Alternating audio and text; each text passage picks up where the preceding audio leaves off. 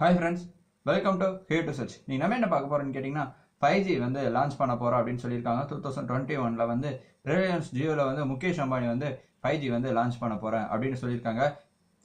அதில் லான்ச் பண்ணால் அதில் என்னென்ன ஃபியூச்சர்ஸ் இருக்குது, அதனால நம்மளோட நிலை என்ன, அதை பற்றி தான் உங்களுக்கு வந்து டீட்டெயிலாக சொல்ல போகிறேன். வீடியோக்குள்ளே போகிறதுக்கு முன்னாடி என்னை இன்ஸ்டாகிராமில் ஃபாலோ பண்ணாமல் இருந்தால் ஃபாலோ பண்ணிங்க, டிஸ்கிரிப்ஷனில் லிங்க் கொடுத்துருக்கேன். அதே மாதிரி நம்ம யூடியூப் சேனலை சப்ஸ்கிரைப் பண்ணால் பார்த்துருந்தீங்கன்னா மறக்காமல் சப்ஸ்கிரைப் பண்ணி அந்த பெல் பட்டனை ப்ரெஸ் பண்ணிடுங்க. அப்போ தான் நான் போடுற வீடியோஸ் உடனுக்குன்னே எங்களுக்கு வரும். இப்போ வாங்க வீடியோக்குள்ளே போகலாம்.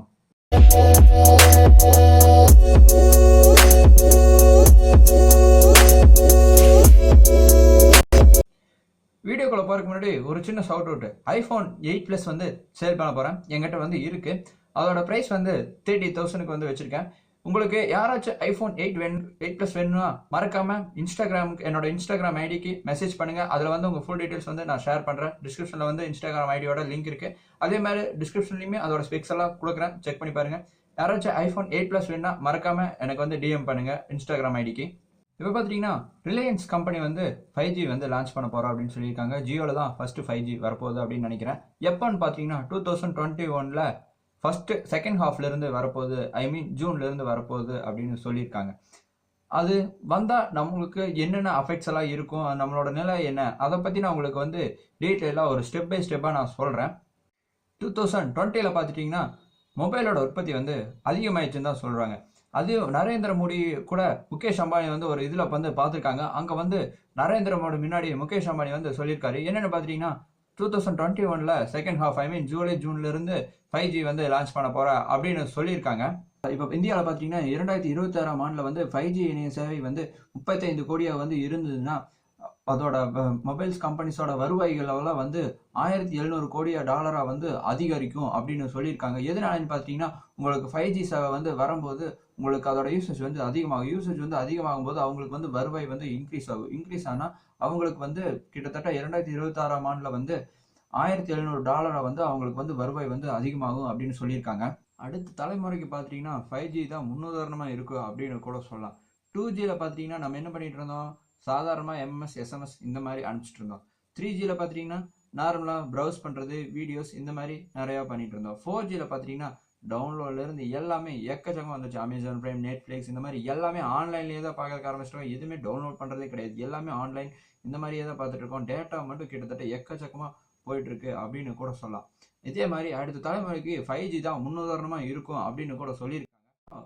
5G பார்த்தீங்கன்னா 4G விட பல மடங்கு அதிகரிக்கும் அப்படின்னு சொல்லியிருக்காங்க. ப்ரௌசிங் ஸ்பீடு எந்த அளவுக்கு இருக்குன்னு பார்த்தீங்கன்னா 56 MBPSலேருந்து 490 MBPS வரைக்கும் இருக்கும் அப்படின்னு சொல்லியிருக்காங்க. அதோட டவுன்லோட் ஸ்பீட் பார்த்தீங்கன்னா 8 MBPS per செகண்ட்ஸ்லேருந்து 100 MBPS per seconds வரைக்கும் அதோட டவுன்லோட் ஸ்பீட் வந்து இருக்கும் அப்படின்னு சொல்லியிருக்காங்க.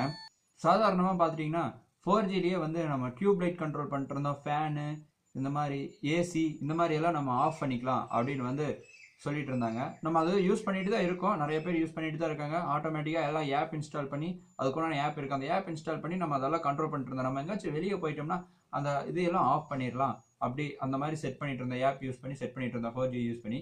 இப்போ வந்து 5G வந்துருச்சு அப்படின்னு சொல்லியிருக்காங்க. 5Gயில் வந்து என்னென்ன பார்த்தீங்கன்னா வாஷிங் மிஷின், ஃப்ரிட்ஜு இந்த மாதிரி ஏசி இந்த மாதிரி எல்லாம் ஆஃப் பண்ணிக்கலாம், அதை வச்சு கண்ட்ரோல் பண்ணிக்கலாம். அந்த மாதிரி செட்டிங்ஸ் எல்லாம் வரப்போகுது, 5Gயில் ஆப்ஷன்ஸ் எல்லாம் இருக்குது அப்படின்னு வந்து சொல்லியிருக்காங்க. அதுக்கப்புறம் என்னென்னு பார்த்தீங்கன்னா இந்தியாவில் வந்து ஆட்டோமேட்டிக் வாகனங்கள் வந்து இயக்க போகிறேன் அப்படின்னு வந்து சொல்லியிருக்காங்க. அதுக்கு வந்து நெட்டு வந்து தேவைப்படுது அப்படின்னு சொல்கிறாங்க. அதுக்கு 4G யூஸ் பண்ணால் ரொம்ப ஸ்லோவாக தான் இருக்கும் அப்படின்னு வந்து சொல்லியிருக்காங்க. இதே 5G யூஸ் பண்ணால் கரெக்டாக அந்த ஆட்டோமேட்டிக்காக யூஸ் பண்ணுறதுக்கு ரொம்ப யூஸ்ஃபுல்லாக இருக்கும் அப்படின்னு வந்து சொல்லியிருக்காங்க. அது வந்து 4G விட 5G வந்து ஃபாஸ்ட்டாக இருக்கிறங்காட்டி உங்களுக்கு வந்து 4G யூஸ் பண்ணால் ஆட்டோமேட்டிக் வீல்ஸ் வாகனங்களெல்லாம் வந்து இயங்குறதுக்கு கொஞ்சம் ரிஸ்க்காக இருக்கும். 5G இருந்தால் அதோட இயங்குறதுக்கு வந்து யூஸ்ஃபுல்லாக இருக்கும் அப்படின்னு வந்து இன்ஃபார்ம் பண்ணியிருக்காங்க. அதே மாதிரி பார்த்துட்டிங்கன்னா மருத்துவத்திலே வந்து நிறைய அப்கிரேட் வந்து வந்துட்டே இருக்குன்னு கூட சொல்லலாம். இப்போ வந்து ரோபோட்ஸே வந்து மருத்துவம் பண்ணுற மாதிரி நிறையா வந்து ஆப்ஷன்ஸ் எல்லாம் வந்துட்டே தான் இருக்குது. அதே மாதிரி சின்ன சின்ன சென்சார்ஸ் மூலிமா வந்து அதோட யூஸ் பண்ணுற நம்ம மெட்டீரியல்ஸ் வந்து 5G மூலமாக நம்ம வந்து யூஸ் பண்ணி அந்த சென்சார்ஸ் வந்து கண்ட்ரோல் பண்ணலாம் அப்படின்னு வந்து சொல்லியிருக்காங்க. அதுக்கு வந்து மொபைலில் வந்து ஒரு சின்ன அப்கிரேட் வந்து கொடுக்கணும் அப்படின்னு வந்து சொல்லியிருக்காங்க. கடைசியாக பார்த்துட்டிங்கன்னா எல்லாருமே 2.0 படம் பார்த்துருப்பீங்கன்னு நினைக்கிறேன்.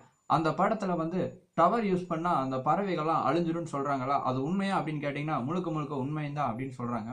ஆல்ரெடி பார்த்தீங்கன்னா 5G சேவை வந்து நெதர்லாண்டில் வந்து யூஸ் பண்ணிட்டு இருக்காங்க. அவங்க வந்து என்ன சொல்லியிருக்காங்கன்னு பார்த்தீங்கன்னா, அந்த 5G சேவை வந்ததுக்கப்புறம் பார்த்தீங்கன்னா, பறவை இனங்கள் வந்து நிறையா அழிஞ்சிட்டு இருக்கு அப்படின்னு வந்து சொல்லியிருக்காங்க.